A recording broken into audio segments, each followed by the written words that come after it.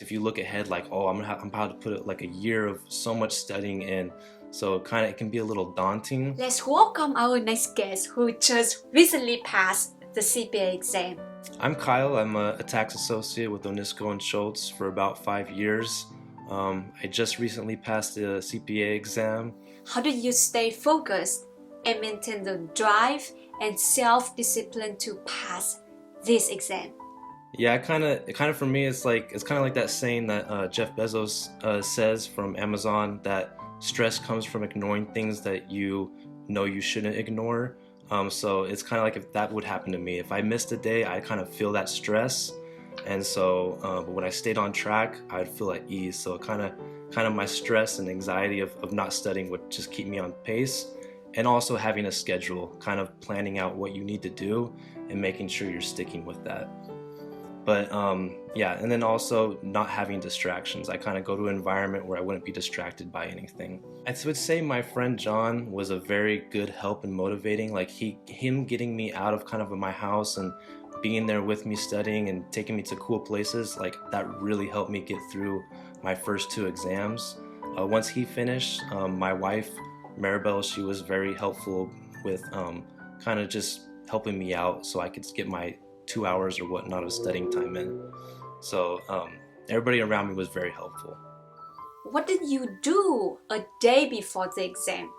So the day before the exam was very important. I took an advice from a manager of mine, and I just take it off. I didn't do any studying, just did something fun, go on a hike or whatnot, and just try to clear my mind for the exam. So kind of the process is like it's a 4-hour exam. I can't go into it fatigued. That would probably just hurt me. I already know what I know from what I study, so 1 extra day won't help me, probably. What was the most difficult section for you? I would say audit. Audit would be the most difficult, and the reasoning is kind of more theoretical in a way, and it's kind of a lot of exceptions between the different reports and whatnot, and trying to keep that all clear in my head. It's hard. Sometimes you get those simulation questions, and it's more. There's not always an exact answer. It's about materiality levels and what would work within the question. How long did it take you to finish the CPA exam? So from start to finish, about 12 months of studying, so 3 months each exam. In what order did you take the CPA exam? So I tried to go from what I think would be the hardest to the least hardest. So I went from FAR to audit, BEC, and then reg at the end. I had to take reg twice, that I passed it twice. The first time I lost it because of time.